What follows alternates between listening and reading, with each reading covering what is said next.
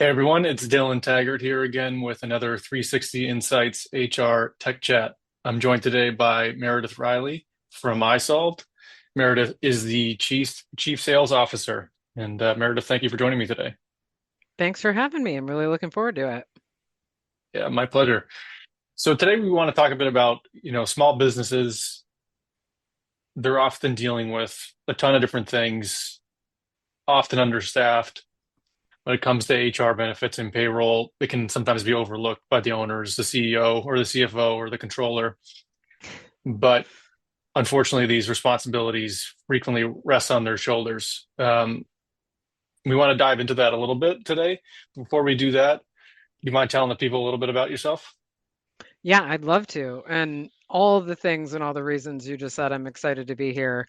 So I've really background been in HCM for over 16 years, really started in sales, led teams, built partnerships, and ultimately helped scale organizations. And I think what makes me most excited, kind of the HR underdog theme, is really connecting the dots between HR, what we call kind of their essential advisors that we'll talk about today, and strategy. Because I know the pressure on HR leaders face and the power of a well activated, we'll kind of call advisory village, right, to drive real outcomes. So again, super excited to talk about this topic and been seeing it and within it for a long period of time now. Yeah, I like that idea, the way you put it, HR underdog.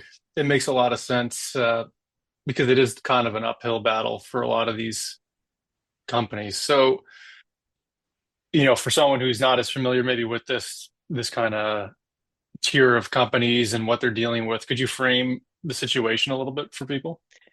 Yeah, and I'll give maybe a little thought-provoking question before we go to landscape a little bit.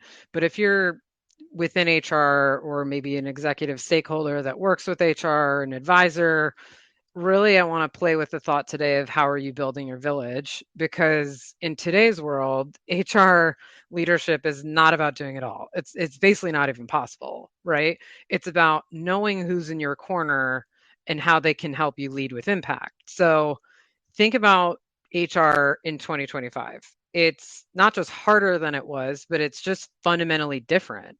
So that role of HR has really evolved kind of over time from, hey, operational support to what it is today is a strategic architect, right? So HR leaders now navigate, this landscape that's shaped by things like technology, shifting workforce expectations and ultimately kind of cultural complexity. So if I look at the top list of things that HR, even though we thought of that as maybe people focused, the top of their list are things like AI integration and digital transformation, right? The employee experience is really strategic priority inside of an organization now. Certainly workforce planning, kind of having a skills based priority for that. Manager burnout and leadership development also sits under the function of HR. DEI, we'll call it kind of reimagined the way that is today. But ultimately, with how quick the world changes, how quick CEOs, executives, organizations make decisions, they're dealt with, the change fatigue and organizational trust. And Dylan, the funny part is if you even go back 10 years, which doesn't even feel too long ago, like I like to look at HR in time periods. It's like, what did they focus on then and what are they doing now and how quickly that's changing? If we go back to 2015 to 2025, then it was like head down execution, focused on compliance, payroll, maybe those kind of basic engagements. And now you're like, actually, HR drives the strategy, the culture, and the transformation, right? We look back at 2015, that was still the time of, we'll call it the annual performance review. Now we know it's not that, it's this continuous feedback loop with agile goal setting.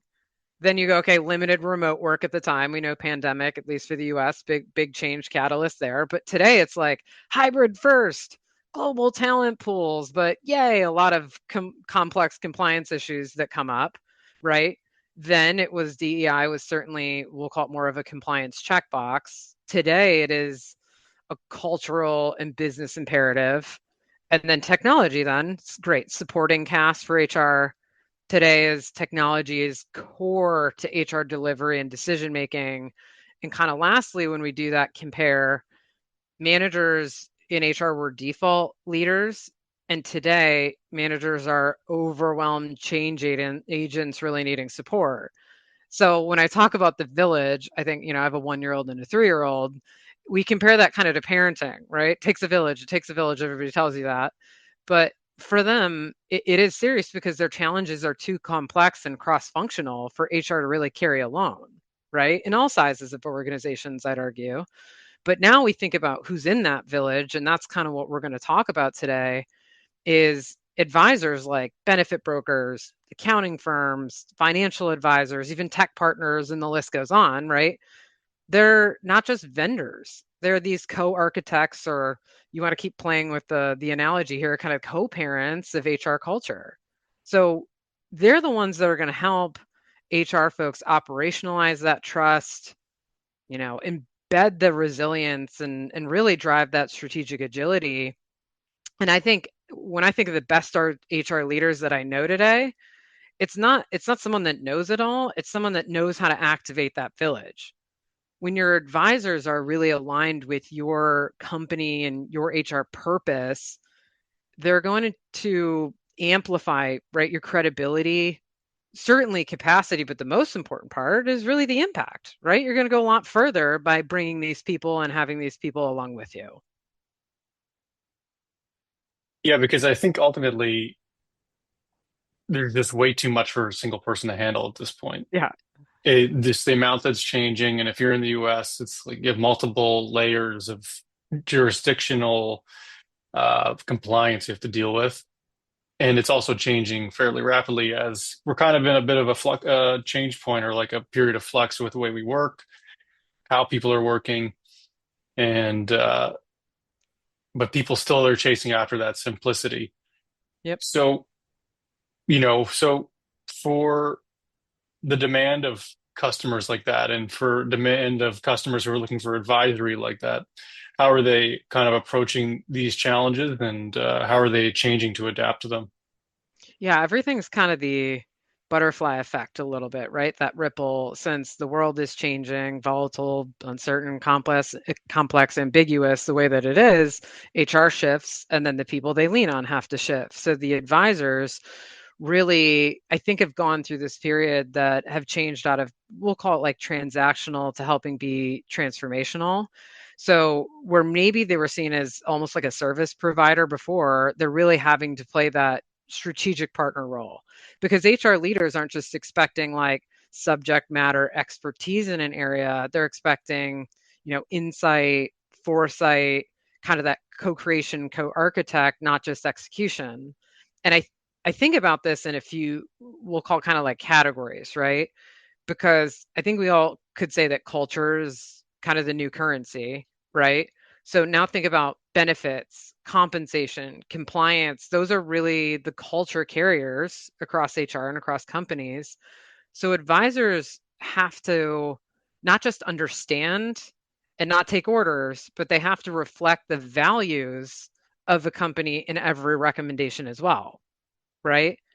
And then you go to like, okay, let's talk about technology now. So tech fluency is the table stakes. Nobody wants their advisor to be behind on tech. Everyone else is moving forward. So I think for me it's really HR is digitizing rapidly, right? So advisors can't just bring tech-abled solutions. Yes, they should, but recommendations all the way from like, if I'm benefits and like an AI-driven benefits modeling, predictive analytics, static spreadsheets, and those legacy systems don't cut it anymore.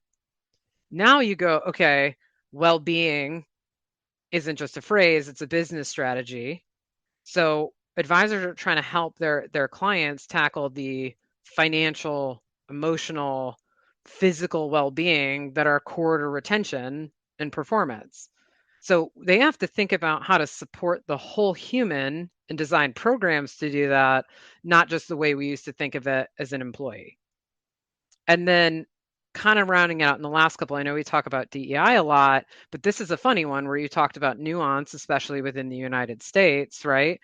Advisors have to help kind of thread that needle between navigating some polarized environments, right, while staying true to inclusion goals. And this is a funny one because misaligned partners in this area can erode trust very quickly, but aligned ones are going to amplify it. And then lastly, the concept of we'll call it like agility over authority. Where before we wanted our benefit broker to just be the subject matter expert there and tell us what to do, agility is a bigger value because the pace and change of demand, right? We're gonna look for advisors that are nimble, responsive, who can pivot with HR leaders and their strategies. And really that long-term value now comes from adaptability and not just kind of that one-time expertise. Things don't stay static. They're constantly moving and advisors need to stay evergreen and stay quite proactive. So I'd say to the folks that you have on, whether you're listening here from inside an organization serving it or from the outside, the message as it relates to advisors and the relationship between HR here is really clear. HR is not just looking for service, they're really looking for synergy. So pulling back a tiny bit, you're talking about that reshaping of the landscape and of the value equation here. So for someone who's a little less familiar with this, could you lay out kind of the stage? Who are the main players? How does this really work in the real world? And if you have a example from a client, that would be awesome to kind of Yeah, make it touch grass, as the kids say. yeah. And I'd be happy to, because I think, especially for most of the listeners, we're probably more familiar with maybe the HR side of it, right? The HR practitioner, the decision maker inside of a business that's tasked with all of the people matters and the strategy. But then advisors, right? That sounds like a little bit of a canned phrase. But if we just go to we'll talk about three kind of industries that I've been talking to a lot lately, um, where look, there's some parallels, right? But there's some nuance. What they're all really looking to do is reimagine their role to deliver kind of that smarter, data driven impact for their clients. So we think about this in terms of outcomes, right? So, outcome to the actual employee inside of an organization by HR programs, the outcome to the business itself, like what are they going to see? And then the outcome to the advisor as a business making recommendations, offering service. All three of those things should be a net positive, right, in the relationship. But the kind of the three we'll talk about a little bit are, hey, a regional bank, right? Maybe you have a banking partner that you rely on for business banking. You have an accounting firm that you've relied on for tax.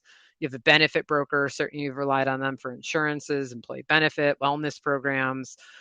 All of those folks are shifting what they're doing, right? So we'll use the bank as an example. Um, Launching, doing a customer survey, finding out that what's a top area where we're missing for you, and finding out that payroll is one of those. They're a bank, right? But wow, they're looking for payroll recommendations, looking for payroll support. So being able to put those two things together and actually launching payroll as an offering for their clients kind of goes hand in hand because again, those businesses are looking for more than a linear way of thinking. So the outcome to the bank for doing this is deepen client retention, right? Added operational value to their existing bank relationships. Maybe then bring on new customers, right? But it's a big retention and value add effort. There's a great way they can leverage data throughout that for predictive analytics. But then the actual outcome to the business for leveraging that advisor in that capacity, improve cash flow visibility, right? Reduce payroll errors, increased operational efficiency. I'd say that's a pro all the way along, right? Then you move over into the world of accounting. So accounting, building out an advisory practice, quite high touch. They're trying to serve clients, but pairing that with payroll and their consulting group, they have this unified compliance compensation strategy, high touch again, under one roof. Now, they also love data and analytics, and their clients want them to make proactive recommendations all the time. What do you see in my business? I don't want to just come to you. You're the expert, right? What should I be doing? Where's my turnover? Benchmarking, all those things they're looking for. And now they have robust analytics outside of just the accounting landscape to point out those matters for them. So we're seeing their clients with certainly, low hanging fruit in the accounting world, like enhanced audit readiness, but the bigger side is optimize labor costs, right? Align compensation with performance metrics, stronger governance, ROI, right? Again, net positive all the way through. And then last, we'll talk about the benefit broker. We have one where it's, they're trying to offer this concierge level support to their clients, but benefits are only one piece of the equation. Putting that together with human capital management is giving that level of white glove treatment, support, cultural alignment for the HR teams that they support. They get to leverage analytics across it, but their customers are seeing employee satisfaction scores increase, right? Reduce turnover, improve benefits utilization because now you have integrated payroll, benefit, and engagement tools. So, whether you're inside of it or again, a business owner looking for that village, these outcomes show how these advisors aren't just really, I call meeting the moment or responding to the demand, right? They're really reshaping what we would consider to be a value equation. Pair high touch, smart analytics, helping clients unlock the things that matter most, efficiency, compliance, and ultimately kind of that culture building strategic move.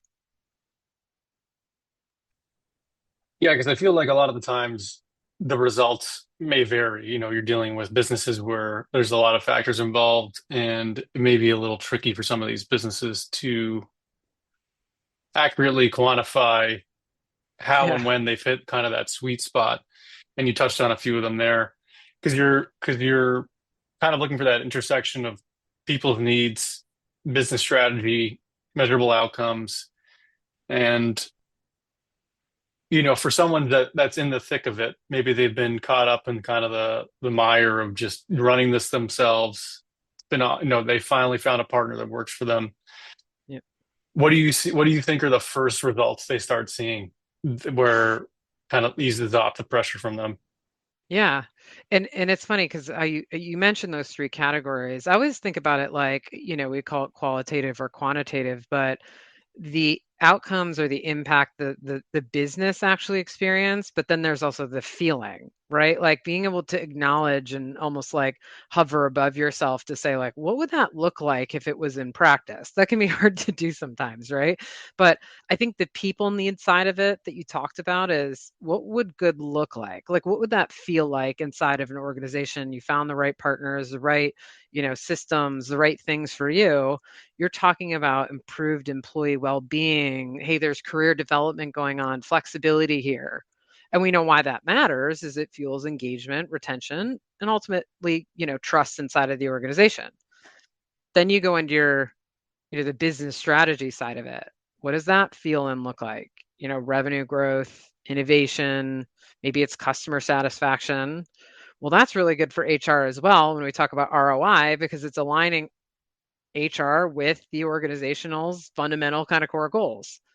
And then the measurable outcomes piece sometimes is hard, but that's like productivity, turnover rates, net promoter score, cost savings. I think sometimes our HR friends don't do themselves justice to connect back to those deliverables because why it matters for HR is it proves their ROI, right? And guides and supports future investment.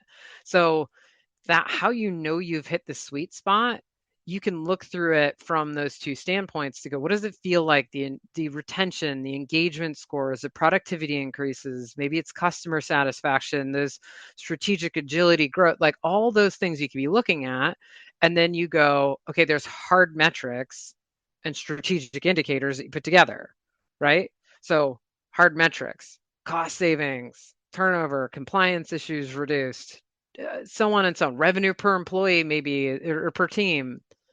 The strategic indicators are again, the alignment with HR and business KPIs. Impact of engagement. How do we often run engagement survey scores? What's the impact of engagement on innovation, customer satisfaction, and then manager effectiveness and that leadership pipeline strength? Like those are the things that we're talking about with qualitative and quantitative here. And if you don't have those things, that's a really big indicator to look back at your group. Who's in that co-parenting situation with you, who's in your village, and who can help. Yeah, and long term, where do these relationships usually end up? You're 4 or 5 years down the road. What does that relationship look like opposed to, the first year? Yeah, so you find the right partners that are evergreen, you don't have to change partners out again. So a lot of HR folks are tasked with going back to selection, vendor recommendations, technology. There's systems all over the place. There's sellers like, I'm in the sales world that are going to try and tell you to do things. But when you find the right group and find that right village, you're often forming into what 2027 holds and you're building the plan for 28 and you're all working on those things together because again they're aligned. They understand your goals, they understand what you're trying to achieve, the tone, the vision, the culture, and yes, have a subject matter expert area and a subject that can help you. But I feel like a few years out, what that looks like for you as a business is you're not ripping and replacing systems and ripping and replacing partnerships. You found the ones that are aligned and now you can evolve and be evergreen from there. Now you're talking about the outcomes more than you're talking about finding a new partner.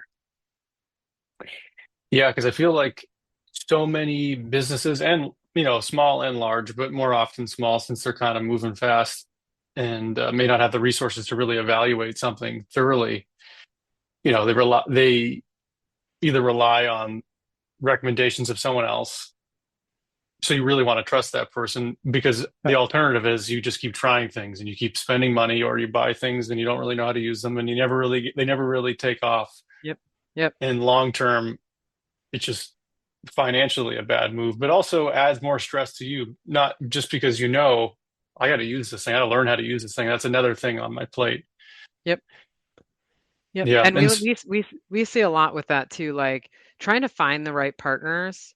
There's a vetting process in that too. There's relationship, there's trust, there's, maybe the things that they're recommending. But I think about something like so much change has gone on for these advisors too. Like you look at your benefit broker, if they're showing up once a year at open enrollment, that's very different than someone that's being a proactive steward for you and co-architecting your HR strategy in your business, right? Just looking at it. So yeah, there's a lot of demand to keep up for advisors, for HR folks, but I would also evaluate those relationships just to say, hey, notice when they're proactive. Notice when they're coming to you, but have you even gone to them? Like go to them first and see what they do with that because you might not be asking them. So it is both of those sides of the coin where you're going, how often are they being proactive with me? But I'm also giving them a chance to make recommendations. But definitely a one time a year engagement is not what a partnership looks like anymore.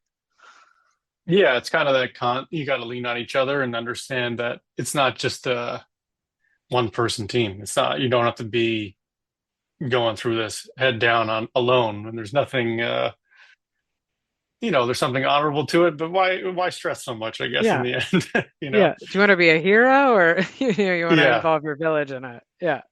for sure. So like, as we approach the end of the half hour here, what would be your, circling back to the key takeaways for someone to sum it all up? What would those look like?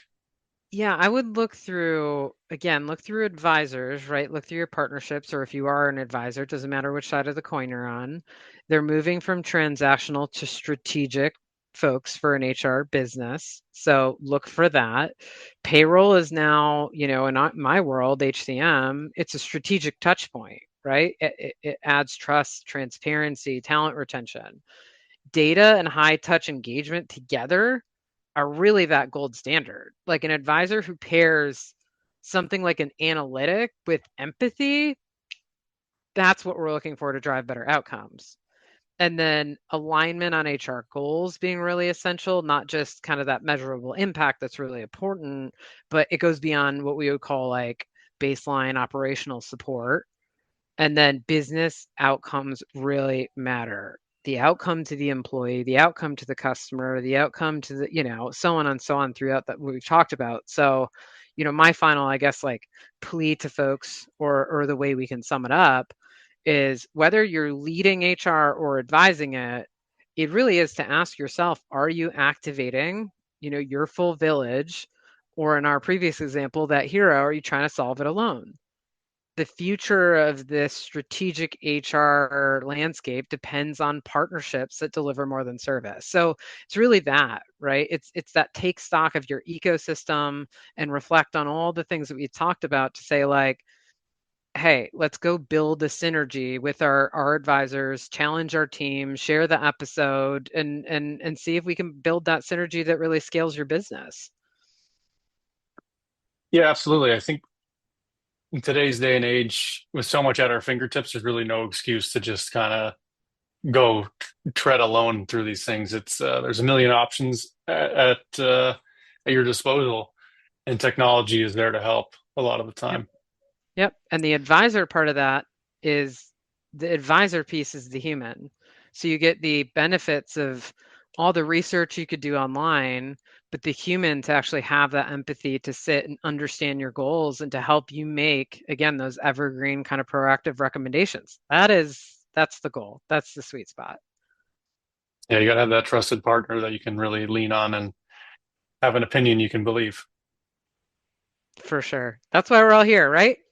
For sure. Speaking of which is a nice segue to wrap this all up. Thank you again for joining me. And if anyone wants to reach out to you with any more questions about this topic, what would be the best place to? Yeah, I'm happy to take anything. Meredith Reilly here at isolved. I'm Riley at isolvedhcm.com. I'm happy to chat if anybody wants to connect on this topic, but it's been a true pleasure and honor to be able to talk with you and with everybody listening.